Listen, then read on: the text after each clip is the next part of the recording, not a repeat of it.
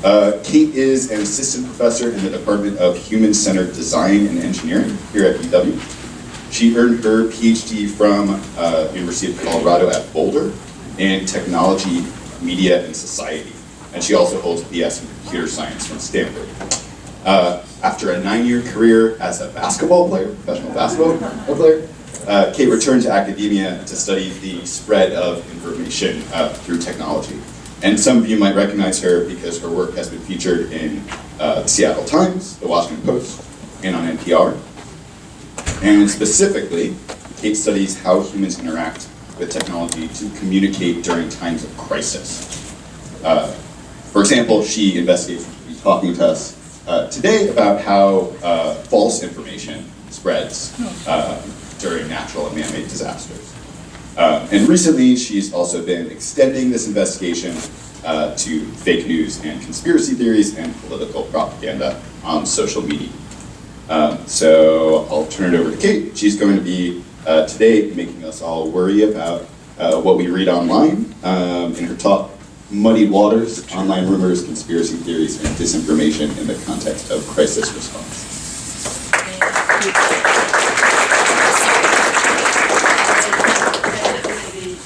I'll talk loudly. I hope that will work. I'm sorry for turning down the lights after lunch. I really apologize. I'm going to try extra hard to keep you awake. But some of my slides have a dark background. They'll be easier to see this way. So my research has been at this intersection of social computing and crisis events. And we've looked at how social media, other online sites are used during times of disaster, natural disasters, man-made disasters. And initially we were studying the real pro-social behaviors that people had, like how people came together online to help each other, help themselves, help people halfway across the world. And I gave a really happy talk a couple years ago. This will not be such a happy talk, and I apologize a little bit for that. Yes, so as we were studying this, and I think my first event that we looked at was 2009 on Twitter. So I was working at the University of Colorado with Glacier Palin there, who coined the term crisis informatics. So one of the first people in labs to be sort of looking at the intersection of how technology was being used in crisis events, how internet, ICT, information communication technologies were being used.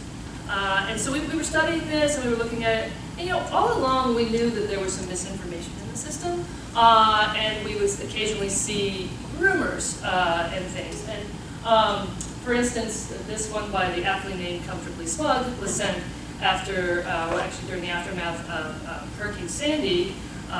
This and several other completely false tweets that some of them did pick up and were eventually highly retweeted. Comfortably Smug is still active in some of the partisan online conversations I see them liking up all the time. So we were kind of looking at this. So we decided to make this kind of a focus of our research. And with Emma Spiro at the iSchool here and Bob Mason, who's now retired, who's at the iSchool here, we started to look specifically. We turned our focus specifically to online rumoring during crisis events. And I want to kind of give you a sense of how we initially entered the space. First off, rumors existed before the internet, it turns out. It didn't just happen because the internet was there. In fact, rumors were always part of crisis events. The ambiguity that happens, the uncertainty, people have incomplete information, things are moving, the information's changing.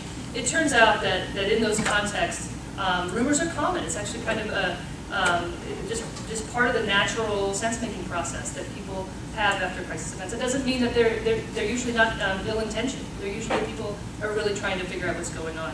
Although occasionally there were cases of people putting misinformation in the system on purpose. So social media and other online platforms do change the distance, scale, and speed at which rumors spread. And we're beginning to understand and unpack whether this is something about scale, whether it's just the scale of the problem's different, or whether there's something fundamentally different now about how rumors spread due to the ways that we connect. And I can't say there's an easy answer to that, but there's definitely something happening there and related to some of these things, and why it's become this kind of more visible problem. And then people may be particularly vulnerable to rumors and misinformation in online spaces due to cognitive biases, misunderstandings of how these systems work, or even just how the systems work and how the systems have feedback loops with some of our behaviors and algorithms all working together to feed us the stuff that we like, which is often not true. So there's some interesting things happening. So we've been studying this, and again, we started out sort of not problematizing, just looking at rumors as accidental, as part of the natural sense-making process. In some ways, if it turns out to be false, that's accidental. Most of the time, although we had a couple cases where we were starting to see things that were not accidental. One of our first events that we looked at was the Boston Marathon bombings. And I'm not going to go over everything that happened there, but this was an event that had, to remember, in the immediate aftermath, it wasn't clear who had done it. And there was a lot of speculation about who might have done it. We actually saw a couple of sense-making rumors where the crowd was trying to figure out who had done it and pointed the finger at the wrong person.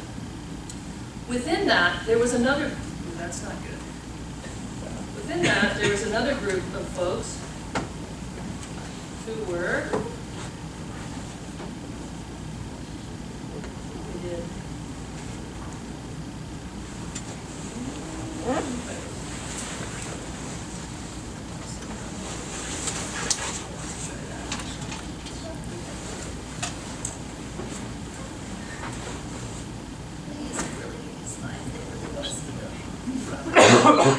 is there another,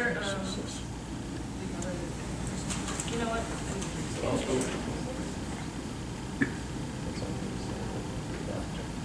I think that's going to work better.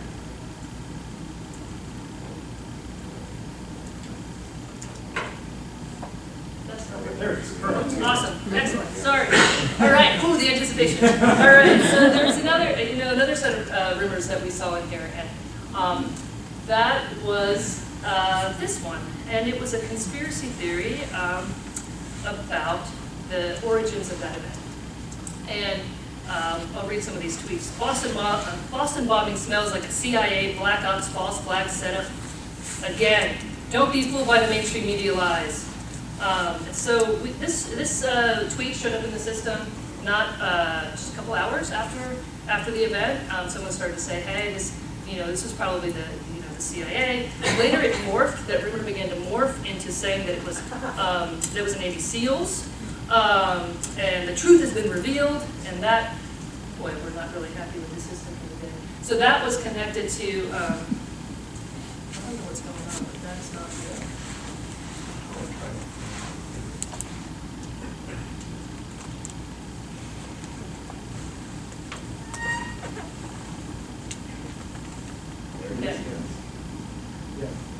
I'll just not touch it very much. I'm going to touch it really lightly. I can't get emphatic. That might help. I'll try that if it happens again. All right. So so it morphs to be talking about the Navy SEALs. We get a link to InfoWars. At the time, we didn't know what InfoWars was, and we actually thought this was really weird behavior. We studied it as one of many rumors, but it was just something that showed up. Here's another one, another link to InfoWars, and this one I want to read out. Navy SEAL spotted at Boston Marathon wearing suspicious backpacks, ? And so we actually saw a lot of that kind of language, a lot of like questioning language. There was a way that these people were talking about it. So they entered the system very quickly.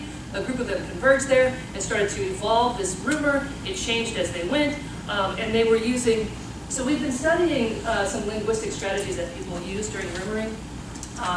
And we had this idea that these different kinds of expressed uncertainty in the way that they do this. And there was something, so this was some of the other rumors that we had. They had a lot of different kinds of expressed uncertainty. For the Navy SEALs rumor, they were using they had a lot of these question marks, a lot of these open questions. Is this Navy SEAL spotted before and after the Boston Marathon bombing? ? So they have this way of talking about it. Oh, a lot of these ... A lot of these ... they appear everywhere. They're just kind of like leading questions. So they would give these people, they would actually state what they thought they wanted people to believe, but they stated in a way that people might be thinking that they're making their own conclusion here. All right. So we saw this rumor. I said we studied it as part of a larger study. We had 6 rumors. This was one of them. And we thought it was kind of, because it was kind of marginal, we didn't know that it was interesting at the time. We were really interested more in the sort of natural sense-making ones where people were just trying to figure out the truth and sometimes getting it wrong. But over time, we studied event after event after event, and the same kind of rumor kept showing up in a lot of the man-made crisis events that we looked at, including the downing of flight MH17, slightly different, but similar people talking in similar ways. After the Umpqua school shootings, very similar rumor took off that said that they hadn't happened and that they were staged. Paris attacks, there were claims that they were being blamed on somebody who hadn't done it, and it was really perpetrated by someone in the French government or NATO or someone else. San Bernardino shootings had a similar kind of thing. And then we realized that some of these conversations were tied back to, through their own statements, and also if we looked at some of the websites they went to and read some of those websites, they were talking about 9/11 denialism and Sandy Hook denialism. So they don't think the Sandy Hook shootings happened, they think that they were staged. And they being a group of people that are talking about these things. We thought this was, again, we kept saying it, my students said, hey, let's go study this, and I was like, you know, it just seems marginal, I don't really want to draw the attention of those folks, I'd rather just keep doing our stuff. It just seems like this kind of, you know, maybe it's interesting, exciting for people, but I don't think it's, you know, it's important enough to bring on that kind of attention to us. And we kept making that decision until 2016. And in 2016, at the end, sadly a little bit too late, because early 2016 we started to notice connections between the people that were talking about this and other kinds of communities online, including white nationalists, the Anonymous group, WikiLeaks, people that were supportive of WikiLeaks, and some other kind of activist communities in the online spaces that didn't make sense that they would go together. So we started noticing connections in the people that talked about this. And then we also started noticing connections, well, we started hearing, echoed through people in places of power, some of the same kinds of rhetoric that we were seeing, and some of those same linguistic strategies were being used to talk about things like Pizzagate, for instance. And so we started to see like what we thought was marginal be playing out in more mainstream ways in places of political power. And so I went back and I decided to study very specifically this kind of behavior, looking at alternative narratives of shooting events. And we had collected data during all of 2016, actually 9 months from the 1st of January to early October, on shooting events. So we collected, it's so sad, but we were trying to collect data in real time, and a lot of shooting events have been happening. So we had a collection that was ongoing we would just plug into Twitter, we could get all their public data with these terms in it. So shooter, shooting, gunman, and gunman. We collected over 58 million tweets. And then we knew that there's certain kinds of language people use to talk about those alternative narratives that said these things weren't happening the way that the mainstream media would say. And so false flag, which is a claim that someone else did it and it's being blamed on someone else, that the person or entity or organization that actually did it. It's a false flag claim. And then crisis actors. It's a claim that an event didn't happen, but it was staged by crisis actors for some political and so we scoped that data down to those terms, and then actually we ended up with about 100,000 tweets, which is much smaller and something that we could deal with. And then I want to talk a little bit about what was in those tweets, and then I'm going to give you, I'm going to tell you about what those tweets say about the rest of the media ecosystem around those tweets. And so the first thing I'm going to do is, unfortunately, show you a couple tweets related to the Orlando nightclub shootings. Again, another horrific event. I'm not going to go into the details. These tweets don't really go to them, but I want to just have you know that I recognize that this is some emotionally heavy stuff for many people, and it's affected the researchers in our lab as well. All right, so here's one of the tweets. It comes from an outfit called the Activist Post. I know the Activist Post so well now, but back then I didn't. Was Orlando shooting a false flag? Question mark. Shooter has ties to FBI. Regular at club. Did not act alone. Question mark. And then it has a link to an article on the Activist Post website. Here's another one from a guy named Awakened Mike. More Orlando shooting hoax. Proof. Same actors in Sandy Hook and Boston Marathon fake bombing. Gun takeaway agenda. So this one speaks to this idea that these events are being perpetrated by the government as sort of developed rationale and public support for gun control laws. And that's one of several popular sort of explanations for why these things would be false flags or crisis actors. And here's another tweet that was actually from a suspended account. And I normally would take these out of my research data, but my understanding is these are actually coming from paid trolls, and I think you can't understand what's going on in the space until you see what's happening here. Orlando's shooting was a hoax, just like Sandy Hook, Boston bombing, and San Bernardino. Keep believing the Rothschild Zionist news companies. So there's a few things happening here that I think are really important. We've got that attack on the news companies again, shows up over and over again. We've got this connection to other events. This is not something that's happened once, it's happening again and again. And we have a reference to long-standing, very old anti-Semitic conspiracy theories that have been used to motivate violence in the past. Right? And this is not the only one. It's not an example. It's not a one-off. It's not an anomaly. These are things that we would, once we saw it, we began to see lots of this in this space. So the tweets are disturbing and interesting on their own, but one of the things that we began to see was some intersection in the kind of websites that those tweets cite. There was always something weird in our rumouring data. The conspiracy theory rumors, even from the first one in Boston, referenced a lot of different websites. Some of them we'd never heard of, some of them I wish I had not heard of since, like InfoWars. But so they referenced all these sites, and so we began to think of the sites around that conversation as having something interesting. So what are these websites and what are they talking about? So we identified every tweet with a URL in our set, about over 70,000. We identified every user who sent more than one tweet with a URL, and then we created a graph, which I call the network domain graph, where we connected the kinds of domains that the same user might link to. So in this case, this user called Wake Up wrote a tweet that linked to yournewswire.com and a different tweet that linked to activistpost.com. And so what we would do is we could create a network graph. Sorry for those of you who can't see this. We would create a network graph where each of these websites is a node, and they're connected by an edge. And the edge grows stronger by the number of users that cited both different sites.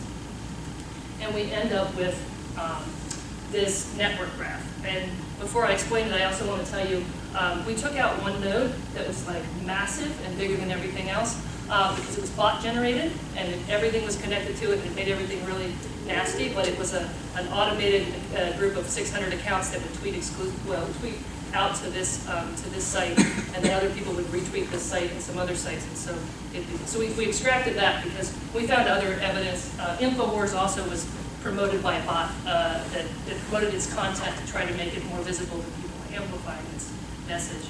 But we also have some other interesting sites here. I wanted to let you know, we went back and we coded the content that was in these articles, and the blue ones have content that was confronting or challenging those conspiracy theories. The red ones have content that was actually supporting the conspiracy theories. And the other ones are just actually, they were giving a straight news version of the event, and the conspiracy theorists were using that to piece together their evidence for their conspiracy theories. So these sites are cited slightly differently. And we've got some interesting ones. Before It's News seemed to be sort of this aggregator thing. Veterans Today really bothered me as a military brat, and I actually contacted them I contacted some of their advertisers to let them know that they were there, because it was very anti-Semitic and it was putting out a lot of this really nasty stuff. They're still doing that. Anyways, nasty, maybe you don't think it's nasty, but there's some nasty stuff on there. So there's this really interesting ecosystem. Now, this is not a settled one. Like if you look at a different conversation, you're going to get a different set of sites, although they're very similar sometimes. And there's some interesting dynamics that we're learning more about that are happening in those space. But this is really one cut of an ecosystem around one kind of conspiracy theory around alternative narratives of crisis events. The next thing we did is a content analysis I spent my winter break last year, not this year. I'm much happier now than I was then. I spent my winter break doing content analysis of all the domains in that graph. I went in and I read their homepage, their about page, figure out who the owners are, the authors there, what kind of other articles they had on the site, identified common themes and stories that went across the different sites, traced how the same author or story showed up across multiple websites or domains, developed coding schemes for all of this. It was interesting. And I'm going to give you a couple of the findings from that content analysis. The first thing I want to talk about is the fact that there were the presence of so many different conspiracy theories on these different sites. And I wouldn't say each site had one theory. No. Each site had all of them, or many of them. They had a subset of these. I'm sorry. Nutritional supplements? That just seems very random. They were all selling, not all, but so many of them were selling nutritional supplements. It was so weird. And they would have articles. Well, they intersect with the health laws. Oh, yeah. So this ecosystem intersects with the natural world health A type conspiracy of. theory, though, for nutritional supplements? Or? Have you seen Alex Jones? Oh, yeah. He sells these too. Yeah, they put an onion in your shoe. There was a lot of weird, so these out there, so they intersect with the pseudoscience communities, right? So there's a lot of pseudoscience happening there. I've heard of, someone has theorized that by shaping your audience around this, you have a prime group that are going to maybe buy these things as alternative health solutions if you don't believe in science. Or medical science. So yeah, they're I don't know what the causation is, but yes. And then yeah, so all sorts of different things in here, everything from aliens to theories about the Rothschilds and which are coming back today. I don't know if you've noticed. And then the Pope apparently is planned from the Rothschilds. You can't. It seems so weird, and then you see it happening in intersecting with politics on a grand scale, and it just doesn't make sense. Can you say something about the anti-Zionist note? Yes, so some use specifically the language of anti-Zionism. Others, we have even accounts that say Jews against Zionism are in there, and then so there's different flavors of anti-Semitism, and some of it is talked about as anti-Zionism, and I think as a way to yeah. So I don't know what they mean. I just know that was the term that they were using. So these are terms that they're coming off of there. Yeah, and I recognize that there are some interesting ways of arguing about things, and so they're trying to get the ones that fit best. Yeah. Yes, they believe the Earth is flat. Yes. It's not a joke. Yes, it's not a joke.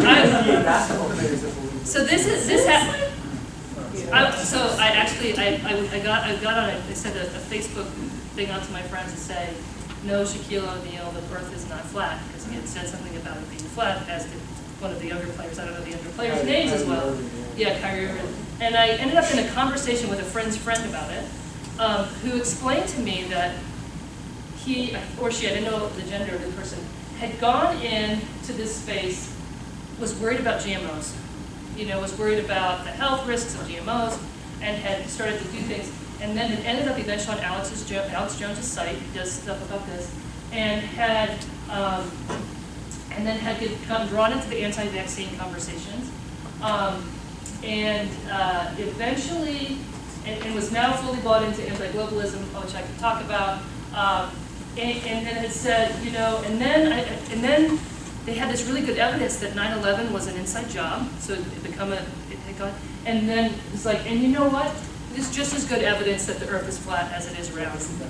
And it's a reasonable person, right? And so I've been drawn in from one place to another inside this network, from one of these to the next. And you can find them all together on these sites. So there's these trajectories of once you taught this sort of way of thinking, you can go move across these different kinds of ideas. The next thing that was really salient for me was the flip, and this is I'm recounting research that I did before I understood this space very well at all. So I've probably evolved a little bit, but let me just tell you, at the time, these were things that really popped out at me in like January 2017. So there's political propaganda in this space, but it wasn't sort of what I would have expected as a naive, not a political scientist, going into the space. It was not US right versus US left. It was really focused on this idea of anti-globalism, which we now are recognizing in a lot of different spaces. But this idea, and globalism meant a lot of different things to a lot of different people. So for some groups, globalism meant, the exploitation, for people on the left, it means the exploitation of people in different economies for corporations, and in other ones, globalism meant immigration, meant open borders. And so to be anti-globalist could mean different things, but it was converging around the sense of nationalism. And in some places they started to talk explicitly, if you're not a globalist, then you're a nationalist, and kind of conveying that way of thinking.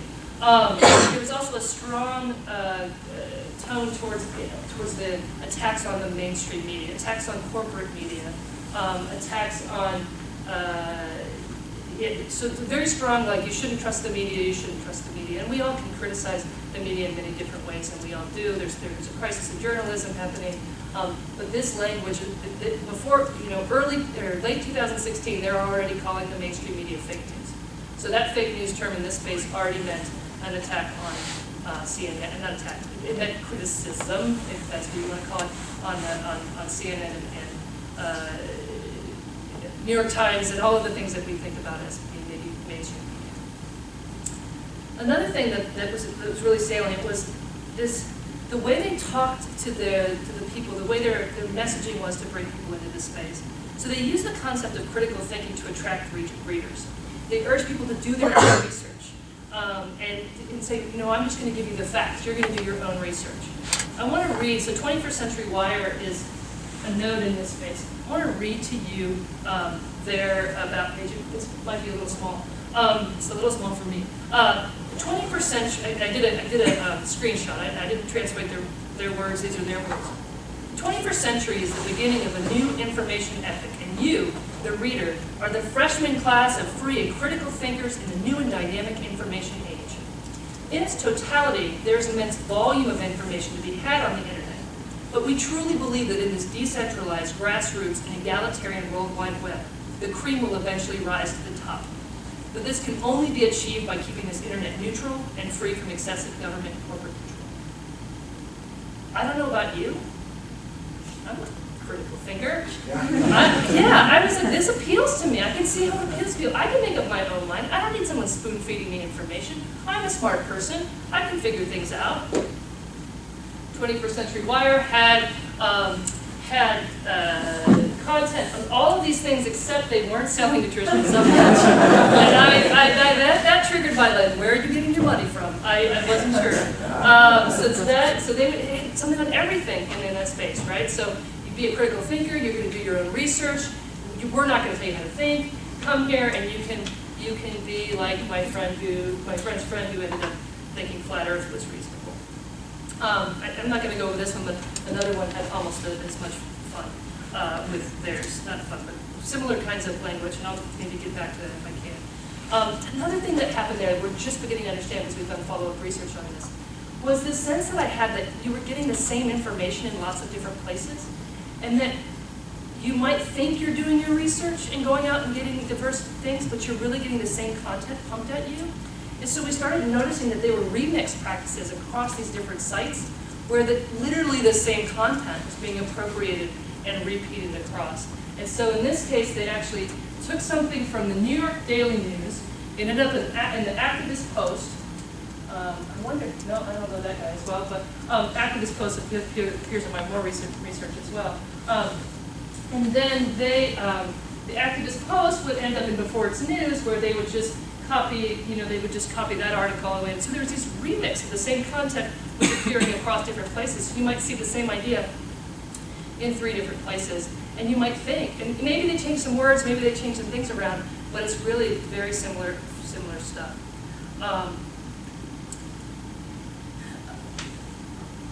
Sensitive and Wiley talk about crippled epistemologies among those who participate in conspiracy theorizing.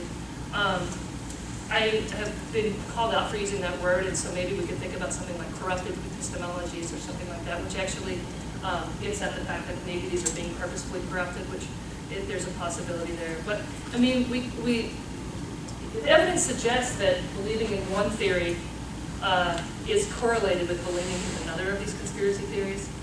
And in the websites we're seeing, there could actually be gateway things happening where they're coming in for one and then they end up on others. I'm supposed to tell that other story now, but I told it earlier.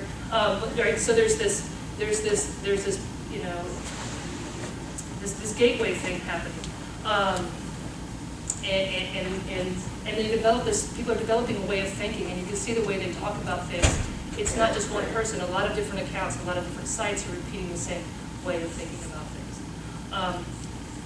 The other thing that stood out for me at the time, perhaps there was the political moment that fed into this, but the presence of state-sponsored media within that graph. In that network, and even more so in some of the more recent networks we've looked at, RT and Sputnik News were there, which are Russian government funded. Press TV was there, which is Iranian government funded. The New Eastern Outlet site was either there, it's there in some of our graphs, in other ones it has connections to things like Veterans Today and some of the other sites in our graph. They have like relationships where they share content. And so these elements were there, and then yeah, we have these partnerships. Global Research, this is an interesting outfit that seems to be getting information that's coming from some of these other government funded things. So there's a lot of really hard to trace overlap in content and content sharing between these government funded outlets, which have said that they're conducting information operations, and they said that they're part of the apparatus of those governments, in some of these websites in our space. And I can't tell you how it all works. We're still working on that. We just know that there's something interesting going on there, and not really sure how it all works. When I first came into the space and we were looking at online rumoring, I thought disinformation just meant intentional misinformation. But if we look at some of the scholars of Russian disinformation tactics, and I do think there's Russian disinformation tactics going on nowadays. I think it's many people are thinking that. We've got Facebook and Twitter both acknowledging that Russian outlets are using their sites for different kinds of things. We do have Russian troll accounts in our data that once we alerted their troll accounts, Twitter has told us that they have these troll accounts, we can find them in our data sets. But perhaps they're in all data sets, so that's selecting on a dependent variable. But so something's going on there, but I can't make strong statements about it. But if we think about the definition of disinformation from this perspective, Pomerantsev and Weiss give a definition, and I think you mentioned it earlier as well, through a different author. But the purpose of disinformation is not to convince. The purpose of disinformation is to confuse, to create muddled thinking across a society.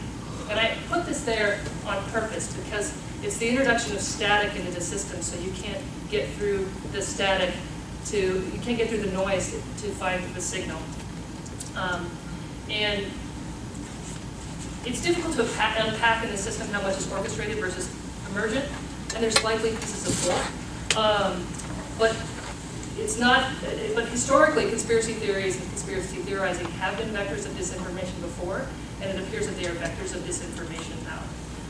And this way of thinking, just spreading this way of thinking, helps to support the goals of disinformation, because the goal of disinformation is to have us lose trust in information. So because the idea is that a society that doesn't know where it can go for trusted information is a society that's easily manipulated. We're not out there. You won't get up there and stand to fight for a cause if you're not sure if the cause is right, or we're not sure maybe maybe I can't trust my side either, and then my side is just as corrupt as the other, so I'm not going to vote, right? So that kind of thing works. If you stop trusting. The goal of disinformation is to reduce our trust, right? And so that's kids kind of see some of that as part of the system that we're looking at. All right, so this is when I'm actually going to get maybe 5 minutes of some of our newer stuff, and this is when I don't want the camera going anymore.